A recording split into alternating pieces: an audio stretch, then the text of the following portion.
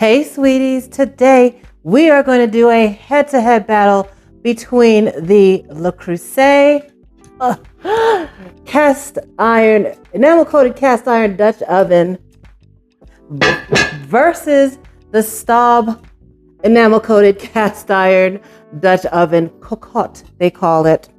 The battle is going to be pot roast, good old-fashioned pot roast. We've got all our ingredients laid out and we are going to get to cooking. But first, please subscribe to Sweet Savant, hit that thumbs up, that notification bell, and now let's cook some delicious, tender, moist pot roast in the Le Creuset and in the Staub Dutch ovens. Now you might be asking, Dutch oven, French oven, cocotte, they're basically all the same. They are heavy cast iron, enamel-coated cast iron pans, and there's a variety of brands, but the Staub and the Le Creuset are probably closer in price range. They're both run about $400 to $450 in that range. Buy it on sale. Please buy it on clearance, please. They are expensive. There are a few differences between the Staub and the Le Creuset, and the most obvious one is the black interior and these little knobbly bits on the lid, and on the Staub, and the light sandy colored interior and the smooth lid on the Le Creuset.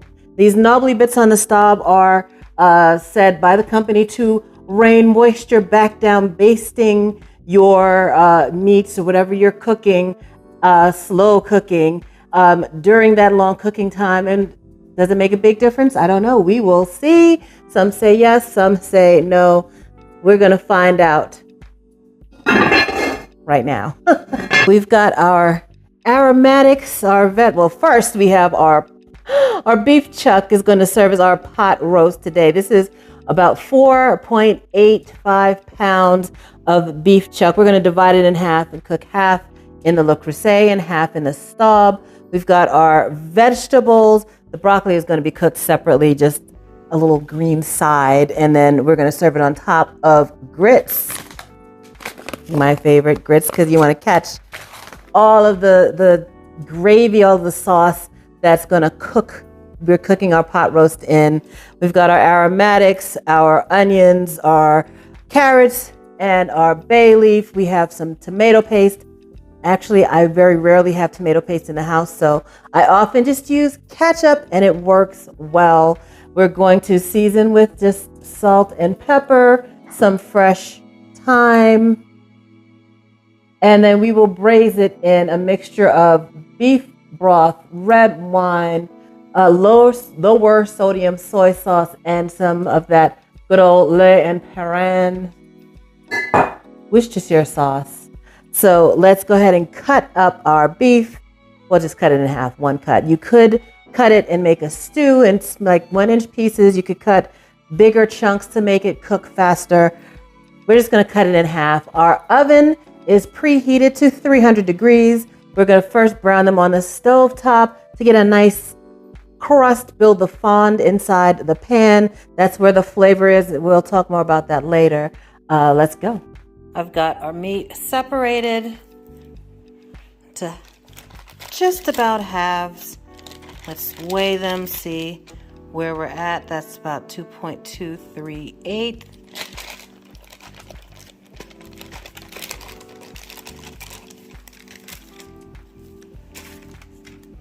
And then this one, that is about 2.238. Wow, perfect. But, you know, they're still different cuts of meat, so this is not an exact science. See, you have different fat amounts. I tried to trim as much of the extra fat while keeping them close in weight. This one does have more fat, so this is not, it's not exact. We're going to season with salt and pepper all around on both roasts, and then you can add other flavors. Allspice would be delicious with this. You know, you can mix it up as you like, but I'm going to keep it pretty simple and straightforward with just 2 teaspoons of salt, half teaspoon of pepper for each roast, and our pans are preheating. Let's rub that in, make sure we get the salt and pepper all around. I'm not adding any additional oil because the meat has plenty of fat in it. We'll start that roast in the Le Creuset over medium heat, and this roast in the Staub also over medium heat. And you'll notice with the Staub we've got that black interior. The Le Creuset, we've got that light sandy colored interior. Dark interior hinders you from seeing if anything is burning. So we'll let that brown on both sides. And while that's browning, I'm going to go chop my vegetables.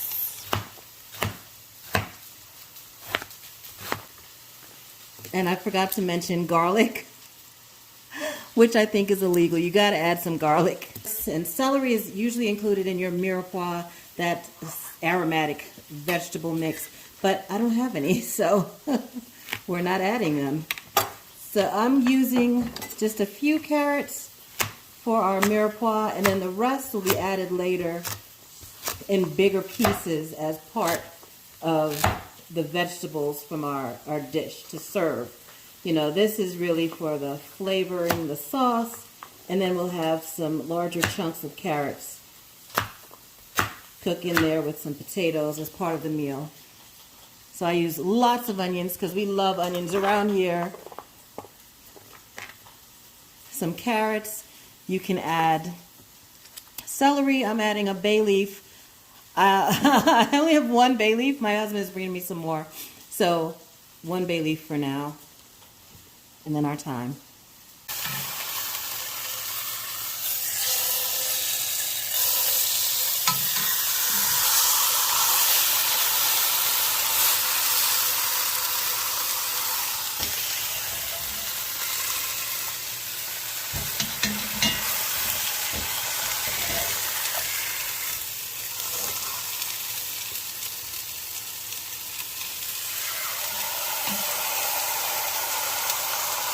Not too much fat came out of our meat.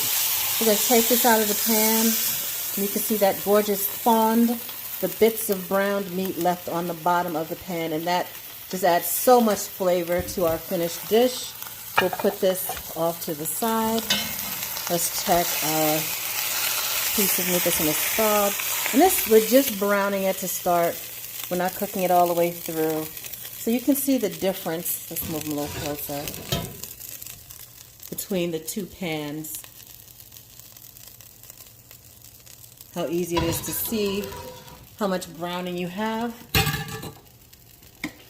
I am going to add a little bit of oil to each pan to saute our onions and carrots. We'll add our garlic in a little bit later. And you notice I'm using silicone tipped tongs because we don't want to scratch that enamel coating inside our pan.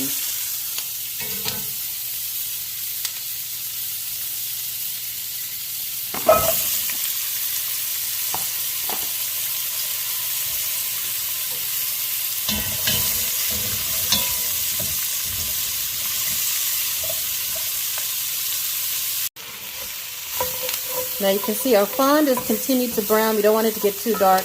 Now it's time to add in our garlic, our thyme, and our bay leaf. I'll add the bay leaf to this one when I get them in a little bit. But you can see the color of that fond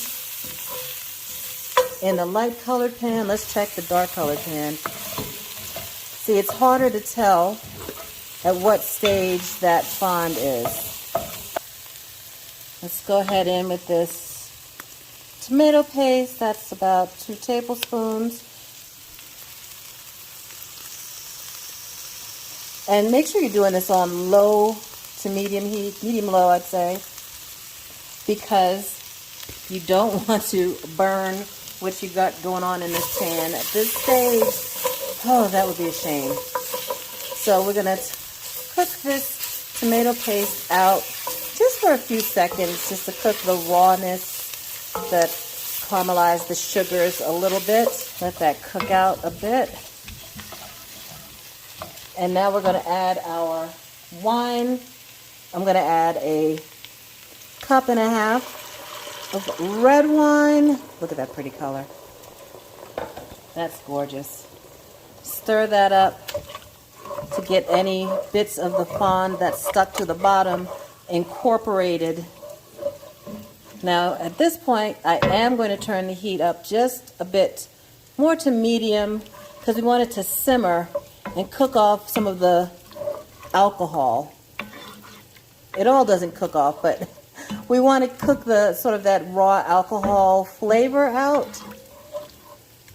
I think it's just much nicer in the finished dish. And the wine I'm using, this is called Collusion. It's a wine out of Washington State. And I tried this at a local wine shop I went to a couple of months ago and brought some home, because really that's the only way you know if you like the wine. And I liked this wine.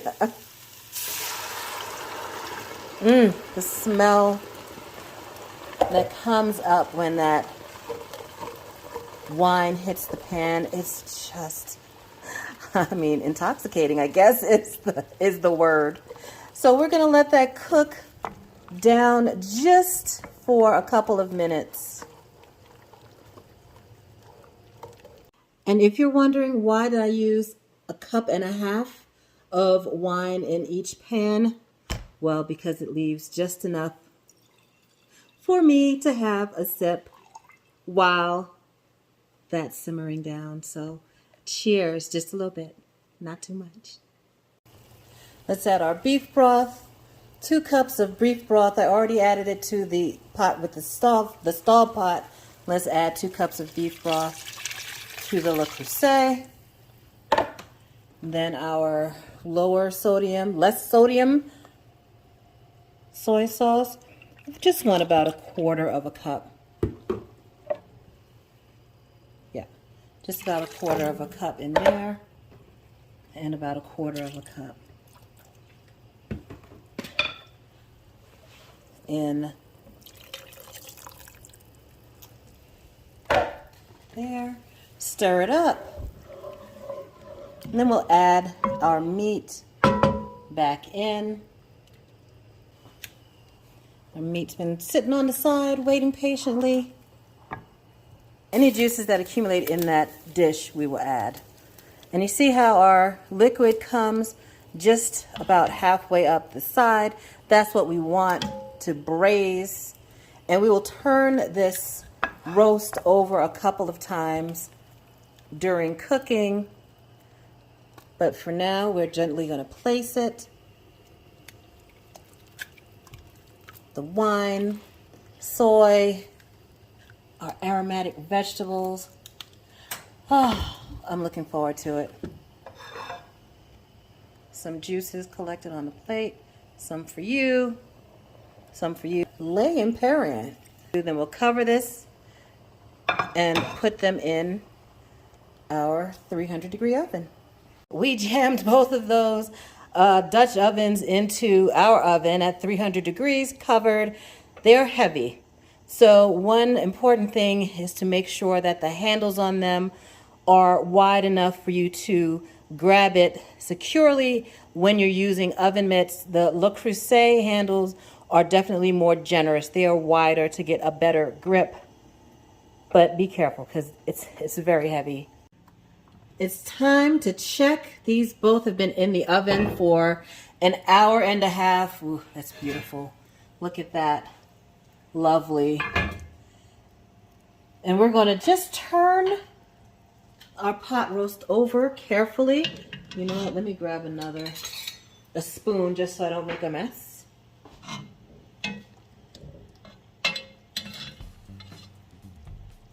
There we go.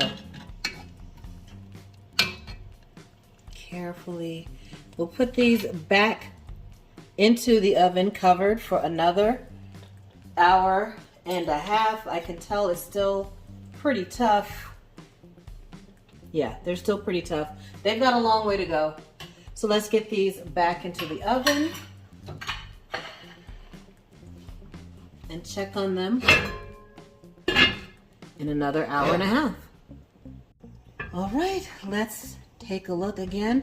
Let's look at the lid first, right under the lid. And the lid is pretty dry.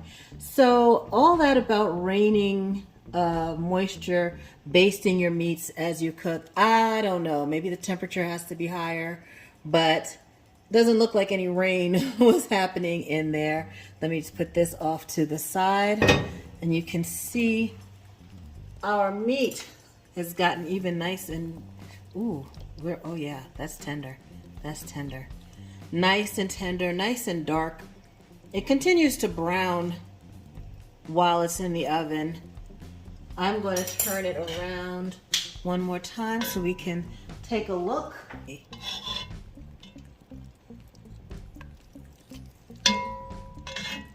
It's beautiful. Beautiful, lovely, tender. Yeah, I mean, you can eat that with a spoon.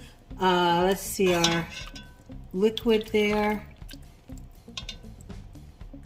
Pretty thin. We can thicken it with a little cornstarch and water on the stove top, and that's what I'm gonna do. But first I'm gonna add our potatoes and carrots. Let's take a look at what's going on inside the Le Creuset. Let's take a look at inside that lid. And again, pretty dry. There's no moisture dripping off that lid. So, seems similar, the Le Creuset and the Staub, but same nice, oh, tender, oh, tender, tender. I can't wait. I cannot wait to eat this. Let's turn it over carefully, because, oh, look at that, it's starting to fall apart. And that's after about 3 hours. Yeah. And the same beautiful juice. You see there's a little layer of fat on top, so we can strain that if we want before we thicken it. I've added my potatoes and carrots. We'll let that simmer down until those are tender, and it shouldn't take too long. We'll pour in a little bit of this cornstarch slurry that will thicken this broth up into a nice sauce. I don't want it to be too thick. I just want it to be, ooh, just coat your spoon. And cornstarch, you mix it with a little cold water and then pour it into a liquid, and that liquid then has to boil in order for the cornstarch to thicken. Let's do the same over here. Pour a little bit of that slurry in, and we'll let that simmer down. Tender, succulent, and juicy pot roast, both from the Staub and Le Creuset Dutch ovens. You know, you can bake bread in these too. So check out my video on baking bread in Staub and Le Creuset Dutch ovens. I'll put the link right there.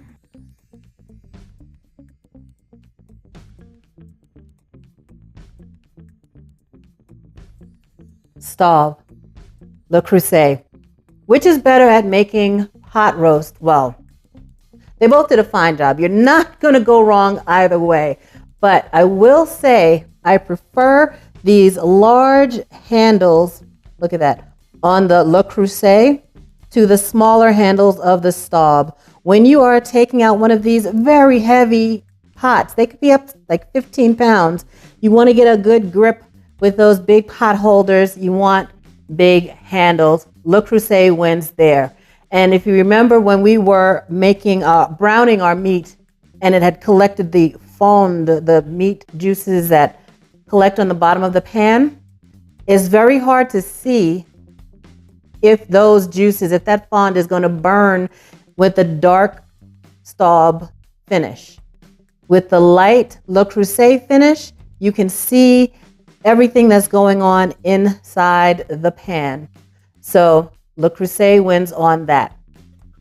The lids. Staub has that lid with the little knobbly bits. Le Creuset has the flat lid. Does it make a difference? Doesn't look like it to me. Both times I checked these pots as they were in the oven. The lid was dry. There was no moisture raining down on it. I was cooking at a low temperature, 300 degrees. Maybe that's why, I don't know, but it didn't, let me switch it. It did not make a difference at all. I wouldn't say that it is worth buying a Staub because of that. It makes no difference. So let's dish it up.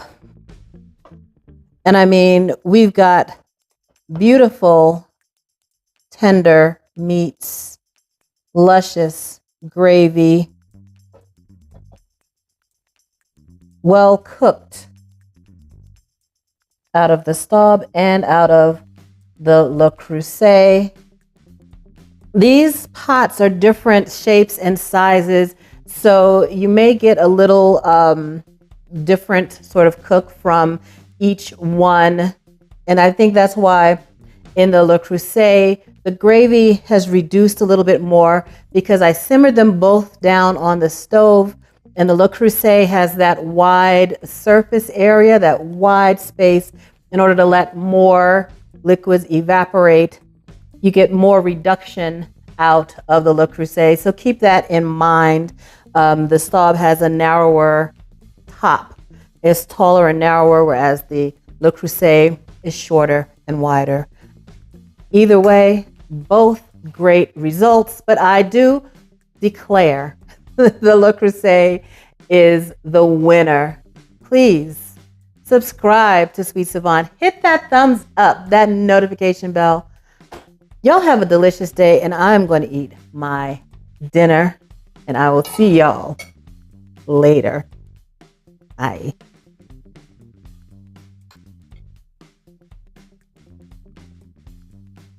Oh, that's so good.